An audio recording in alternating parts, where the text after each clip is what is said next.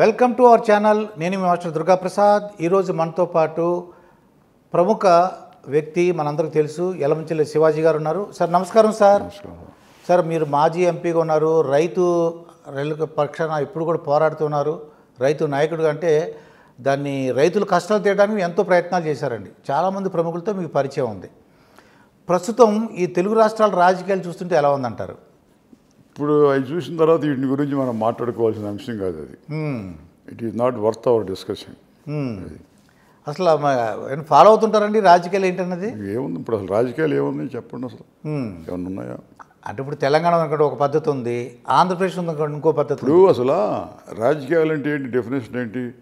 రాజకీయాలు అనేవి నా ఉద్దేశం ప్రకారం కేవలం అధికారాన్ని అందుకోవడానికి నిశ్చల మెట్లు కాదు.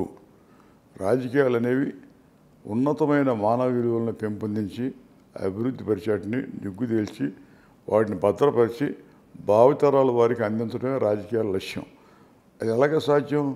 ఇట్ ఈజ్ కంటిన్యూస్గా నిరంతరం ప్రజానీకాన్ని చైతన్యవంతం చేయడం ద్వారా అది మార్గం. దానికి చైతన్యం చేయాలంటే ఏంటి? పార్లమెంట్లో మాట్లాడినా, అసెంబ్లీలో మాట్లాడినా, లేదు కోర్టులో మాట్లాడినా, పత్రికల్లో వ్యాసాలు రాసినా, పబ్లిక్ మీటింగ్లో మాట్లాడినా ఆ దిశగానే దాని లక్ష్యం. అంతేగాని అంతకు మించింది ఇంకో లక్ష్యం కాదు అది. కానీ దానికి నిర్వచనం మారిపోయినాక కొత్త నిర్వచనాలు ఇచ్చి పిచ్చి పిచ్చిగా పోతున్నారు. అందువల్ల మన ఓటాళ్ళు మాట్లాడుకోవాల్సిన అంశం కాదు అది. ఎందుకంటే ఇప్పుడు ఆంధ్రప్రదేశ్ తెలంగాణ విడిపోయిందండి. విడిపోయిన తర్వాత మరింత కొద్దిగా ఇబ్బందులు, అంటే ఆంధ్రప్రదేశ్ కొన్ని ఇబ్బందులు ఉన్నాయి, తెలంగాణ కొన్ని ఇబ్బందులు ఉన్నాయండి. జీతాలు ఇచ్చుకోలేని పరిస్థితి, ఇలా రకరకాలుగా చెప్తున్నారండి. అది అలా ఇదివరకు అలా ఇప్పుడు నేను వినలేదు. అంటే దాంట్లో జరిగింది ఏంటంటే దానికి కూడా ఆద్యులు మనమే. ఫైనాన్షియల్ డిసిప్లిన్ అనేది లేకుండా పోయింది. అసెంబ్లీలో, శాసనసభలో బడ్జెట్ ఆమోదిస్తారు. బడ్జెట్ ఆమోదించినాక దాంట్లో హెడ్ ఆన్ అకౌంట్ అని పెడతారు. హెడ్ ఆన్ అకౌంట్లో ఒక దాంట్లో చూపించిన దానికి, చివరికి ఖర్చు చేసిన దానికి, రివైజ్డ్ బడ్జెట్కి చివరికి వచ్చేవాడికి అసలు దానికి దీనికి పోలికే ఉండలేదు. ఉదాహరణకి ఇల్లు కట్టిస్తామని చెప్పి బడ్జెట్లో పెడతారు 5,000 కోట్లు, 10,000 కోట్లు. రివైజ్డ్ బడ్జెట్ వచ్చేప్పటికి దాంట్లో 4/4 కూడా ఖర్చు పెట్టరు. అసలు అది చాలామంది ఆశ్చర్యపోతూ ఉంటారు. అది హెడ్ ఆఫ్ ది అకౌంట్లో పెట్టిందాన్ని ఎలాగ మారుస్తారు, అసెంబ్లీలో ఆమోదించిందని ఎలాగ మారుస్తారంటే దీన్ని అడిగేవాళ్ళు లేడు, చెప్పేవాళ్ళు లేడు. దీనికి కంట్రోల్ అండ్ ఆడిటర్ జనరల్లో ఎన్ని రిమార్క్స్ పాస్ చేసినా కూడా దాన్ని కూడా ముడ్డికి తుడిచి అవతల బారేస్తున్నారు, కానీ సీరియస్గా పట్టించుకోవట్లేదు.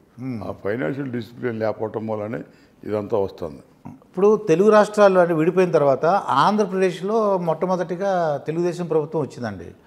మళ్ళీ రెండోదేమో మనకి జగన్ గారి ప్రభుత్వం వచ్చింది. మూడోసారి కూటమి ప్రభుత్వం వచ్చింది. అంటే ఇంకా మన ఆంధ్రప్రదేశ్ అభివృద్ధి చెందాలంటే ఏమేమి చర్యలు తీసుకుంటే బాగుంటుందంటారు?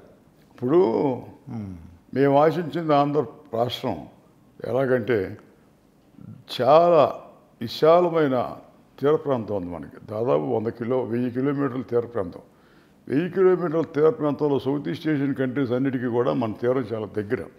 అందుమూలన మరి ఆ సౌత్ ఈస్ట్ ఏషియన్ కంట్రీస్ తోటి వ్యాపారం చేయడానికి కానీ ఎగుమతులకి దిగుమతులకి సౌలభ్యం. దాంట్లో ప్రతి 25 కిలోమీటర్లకి 30 కిలోమీటర్లకి ఒక చిన్న చిన్న పోర్టులు పెట్టినట్టయితే, స్మాల్ పోర్ట్స్, దాంట్లో కోస్ట్ బేస్డ్ డెవలప్మెంట్ వస్తుంది. కోస్ట్ బేస్డ్ డెవలప్మెంట్ అంటే ఏంటి? అక్కడ షిప్ బ్రేకింగు, షిప్ మేకింగు, లేకపోతే ఓడలను తయారు చేయడం, ఇవన్నీ రావడానికి ఆస్కారం ఉండేది. జరగలే, మనం అది మిస్ అయ్యాం. అది గుజరాత్ చేసుకుంది కానీ మనం ఏం చేసుకోలేకపోయాం. ఉదాహరణ చెబుతాను మీకు. బందర్ పోర్టు ఉంది. బందర్ పోర్టు కలకత్తా పోర్టు కన్నా ముందు పోర్టు అది. మరి అటువంటి బందర్ పోర్టు ఇవాళ ఏమైపోయింది? అది లేకుండా మాయమైపోయింది. అది ఇప్పుడు ఏదో కడతాం చేస్తూ ఉంటున్నారు. మరి బందరు పోర్టుకి ఫ్రెంచ్ వాడు, డచ్ వాడు, ఇంగ్లీష్ వాడు మొత్తం బందర్లో దిగారు. అక్కడ బందర్లో దిగటం వలన అక్కడ ఇంగ్లీష్ పేరు, ఫ్రెంచ్ పేట, డచ్ పేట అనేది 3 కూడా ఇవాళకి బందర్లో ఉన్నాయి. దాన్ని మరి అలాంటిది ఆ పోర్టే లేకుండా పోతే మొత్తం బందరు చచ్చిపోయింది. తర్వాత కృష్ణా జిల్లా చచ్చిపోయింది.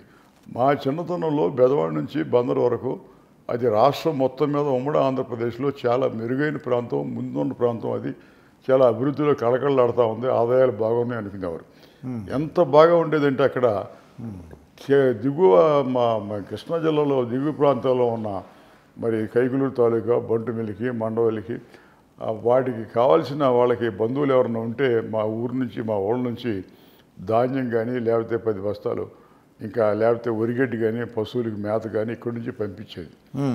అటువంటిది ఇవాళ చూస్తే ఏం జరుగుతుంది ఇది ఆ ప్రాంతం అంతటా కూడా చేపల చెరువులు వచ్చినాక సంవత్సరానికి ప్రతి ఎకరానికి ₹1,00,000 వస్తుంది చేపల చెరువు మీద కౌలు.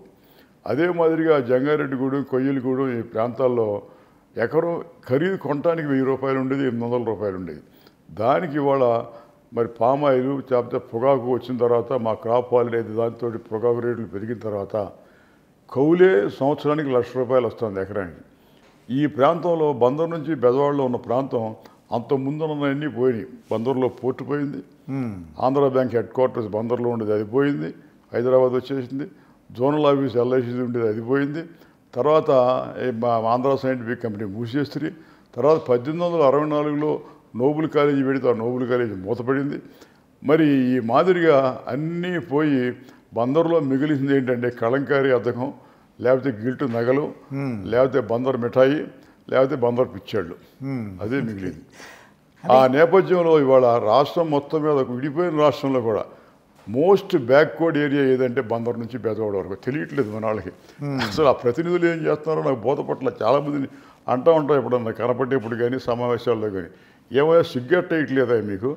ఇంత దేదీప్యమానంగా వెలిగిన ఈ ప్రాంతం ఇవాళ రాష్ట్రం మొత్తం మీద ఇంత వెనకబడిన దేనావస్థలో ఉందంటే ఇవాళ ధాన్యం అక్కడ పండించడం తప్పితే రెండో పంట లేదు. ఆ ధాన్యానికి మీరు పండించిన ధాన్యం మీరు తినరు, మీ దగ్గర పనిచేసే కూలాడు తినడు దాన్ని తీసుకెళ్ళి మా గవర్నమెంట్కి కొంటలేదు అని చెప్పి ఆందోళన చేసినా కొనిపిస్తే ఆ బియ్యం తీసుకొని చౌక దుకాణంలో పెడితే దాన్ని చౌక దుకాణంలో కొనుక్కున్నాడు తినడం, దాన్ని మా దోశలకి అమ్మటం, ఇది పరిస్థితి. ఈ నేపథ్యంలో కాసి ధాన్యం పండించడం, మరబట్టించడం, దానితో కాసి పచ్చడి వేసుకుని మధ్య పోసుకుని తినడం తప్పితే ఏ మాత్రం అభివృద్ధి లేని పరిస్థితి. చాలా కుణారులతోనూ ఉన్నాయి గ్రామాలన్నీ కూడా. దాన్ని బాగు చేయాలనే తలంపు కూడా లేకుండా అలాగే అయిపోయింది. తర్వాత మీకు అక్కడున్న చెరుకు mill, Uyyuru sugar factory, Challapalli sugar factory, Hanuman జంక్షన్లో షుగర్ ఫ్యాక్టరీ మూతపడిన తర్వాత కొత్త పరిశ్రమ ఏమి రాలా. అయితే మరి విజయవాడలో ఉన్న మరి హెవీ ఇంజనీరింగ్ ప్లాంట్ అది మూతపడింది. ఈ మాదిరిగా అసలు ఉన్నవన్నీ పోతూ ఉంటే కొత్త ఏం రాకుండా ఉంటే అసలు ఎట్లా ఏంటి అసలు అక్కడ